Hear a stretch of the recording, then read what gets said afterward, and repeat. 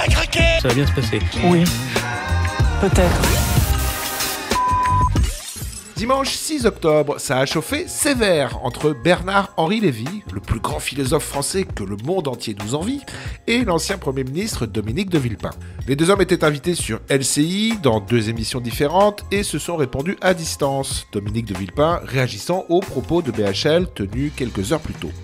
Alors comme vous vous en doutez, le sujet de la discorde, c'est le conflit israélo-palestinien, enfin israélo-libano-palestinien même en ce moment, et les attaques de BHL commencent à énerver passablement Dominique de Villepin.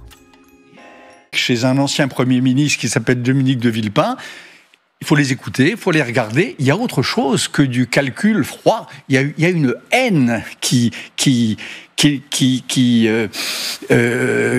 inspirent, qu'ils dégagent. Une haine de qui ? Une haine d'Israël et une haine de ceux dont Israël est le nom, c'est-à-dire en effet les Juifs. Oui, il y a une haine là, il y a un côté bave aux lèvres, il y a un côté furieux. Oh non Bernard, t'exagères là. Je ne peux pas accepter de telles paroles de la part de Bernard-Henri Lévy qui portent atteinte à la dignité, à la sienne, à la dignité que tout homme doit avoir quand il s'exprime dans l'espace public. On n'essentialise pas l'autre physiquement. Bernard-Henri Lévy parle de bave aux lèvres, parle de personnages furieux. Suivez le guide. On n'essentialise pas la pensée de l'autre en la travestissant, puisque M. Bernard-Henri Lévy veut faire de moi et de quelques autres des figures de l'antisémitisme moderne, parlant de déclarations sur l'euthanasie ou l'État génocidaire. Je sais que votre rédaction a collationné mes déclarations, et le travail était fait dans cette partie même de l'après-midi. Pas un mot, pas une phrase ne relève de ce type d'attaque. Pas une phrase attaquant personnellement qui que ce soit dans le débat politique. Et ça, c'est le deuxième point que je veux souligner. C'est celui de la responsabilité.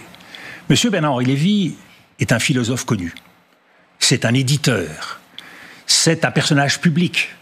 C'est le président du conseil de surveillance d'Arte. Et à ce titre, il doit se tenir. Un homme, disait Albert Camus, cela s'empêche. Et toc, remonte ton slibard, Lothar. On voit bien que le débat n'est pas du tout sur une quelconque question juive ou une question d'Israël. Le débat, c'est quoi ? Quel est ce qui m'oppose avec Bernard-Henri Lévy ? C'est la question de la guerre et de la paix. Et cela fait maintenant 25 ans, plus de 25 ans, que je dénonce des positions qui, épreuve sur la scène internationale après épreuve, Afghanistan, Irak, Libye, Sahel et j'en passe, ont conduit Bernard-Henri Lévy à s'engager au nom de la guerre. Et avec quel résultat ? Et là, je m'adresse à l'intellectuel.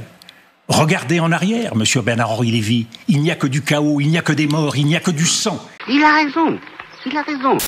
Sinon, dans l'actualité récente, il y a aussi cette sortie lunaire de la nouvelle ministre de l'Éducation nationale, Anne Gente, qui confond tout et se ridiculise.